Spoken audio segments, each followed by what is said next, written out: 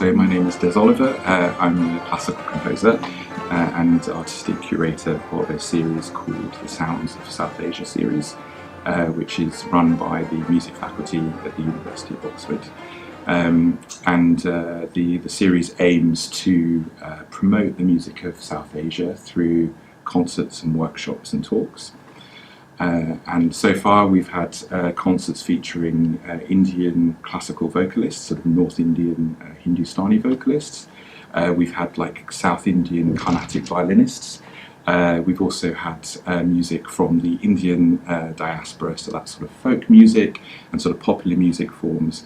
And also as well probably what's commonly understood as kind of crossover type music, where there are sort of a mix of different influences from Western popular and folk music with Indian classical or folk music. I mean, it's basically been going for sort of a year and a half now, and most of the things that we do, in fact all of them, are open to the general public. We've got actually a concert coming up in 2 weeks, which is focusing on the music of Afghanistan.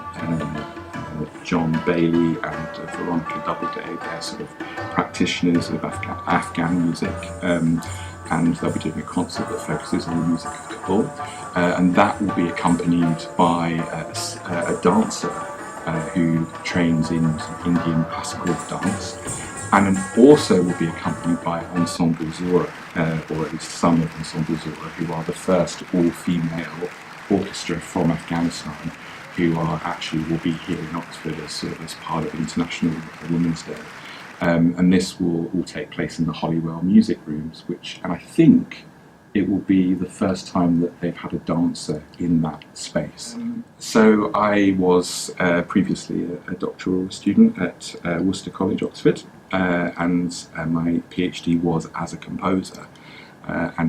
Composers for our PhD, in addition to writing a fairly extensive thesis, we also have to produce a huge composition of music.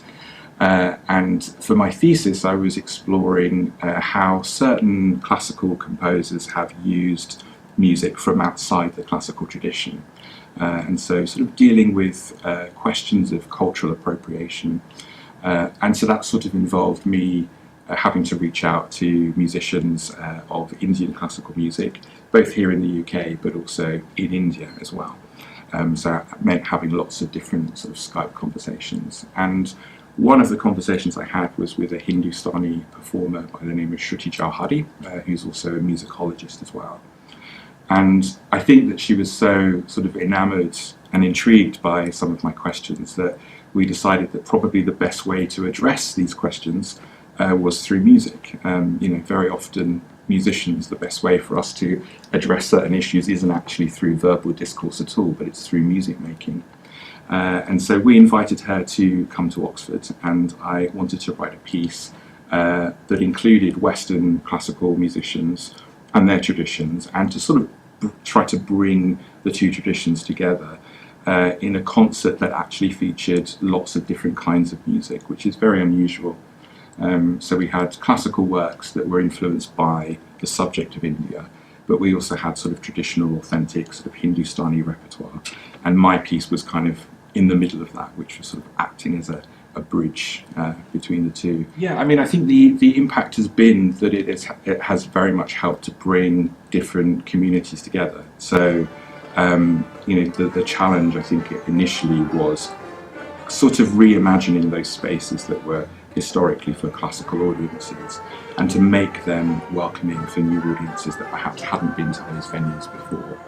And so I think the impact has been providing these spaces and demonstrating that these spaces are available for different communities who perhaps would walk past these venues and not think about going in. But I think also the impact as well, because we've been very surprised at the number of regular sort of concert-going audiences who would normally go to see a Haydn string quartet or something.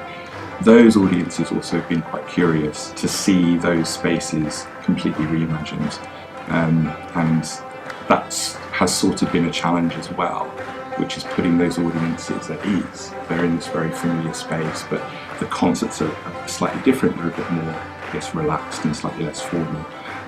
So we've sort of had the challenge of how to give permission to those audiences to feel relaxed, that they can kind of walk around, that they don't just sort of have to sit there, throughout the whole concert. So I think the impact really has been sort of bringing lots of these different communities together and allowing them to sort of interact through the universal experience of music.